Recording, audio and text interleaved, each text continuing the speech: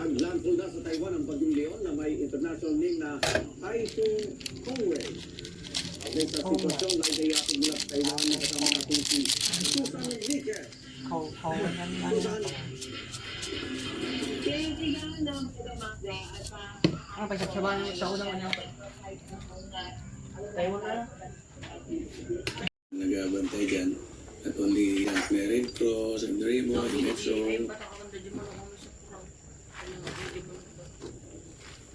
Igan na aliw ang mga turista. NCR North. Yan. Magandang umaga po. Magandang umaga po, Ian. Opo, kamusta? Marami po ay Dumami. May mga kanseladong biyahe po ba? wala naman po, Wala. Ian. lang daw. Oo. At sa monitoring nyo, hanggang kailan pa dadagsay nito yung pamuwi? May umabot na ba sa peak yung inaasahan nyo, Ma'am Jen? Pati po sa ating record Mhm. ng ating shipping lines po. May mga report ba ng mga medical emergency sa ating mga pasyente sa Manila?